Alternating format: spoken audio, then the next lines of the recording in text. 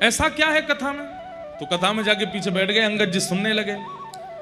सुनते सुनते सुनते उनका ऐसा मन लगा, ऐसी रुचि आई, ऐसा प्रेम बढ़ा कथा से उनको, मतलब 6 महीने से जो पत्नी को ना देखने का जो विरह था चित्त में, शांत हो गया।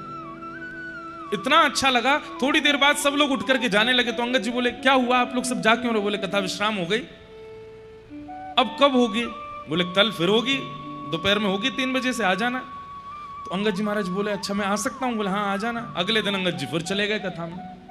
दूसरे दिन फिर सुनी और अच्छा लगा। तीसरे दिन कथा फिर पूरी हो गई। चौथे दिन गए तो वहां कोई आया ही नहीं। किसी से पूछा, बोले भैया क्या हुआ? बोले कथा विश्राम हो गई, 7 दिन की होती है। बोले अब कहां होगी? बोले पास के गांव में हो रही है। अंगद जी वहां गए। इतना सुख और इतना रस उनको आने लगा कथा में, अब तो हर जगह कथा सुनने जाते हैं। एक बार उन्हीं के शहर में कथा हुई, पत्नी से बातचीत हो नहीं रही थी, साल भर हो गया था।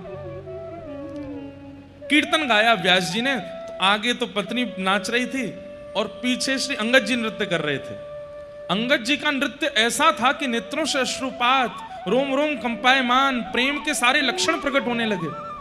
सब लोग उनको देखने लगे। व्यास जी भी मंच से कहने लगे देखो कैसा अद्भुत भक्त नृत्य कर रहा है। आगे नृत्य कर रही पत्नी ने कहा मैं भी दर्शन करूं, कौन से भक्त हैं? पीछे देखा तो अंगद जी।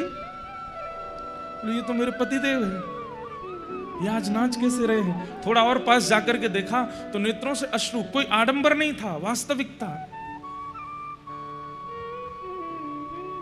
कुछ नहीं कही, चली गई। घर पर आज घूंघट नहीं कर रखा था। अंगद जी जैसे आए तो अंदर आकर के देखा और पत्नी से बोले देवी तुम घूंघट नहीं कर पाई हो, मुख ढक लो अपना, मैं आ गया हूं घर पे।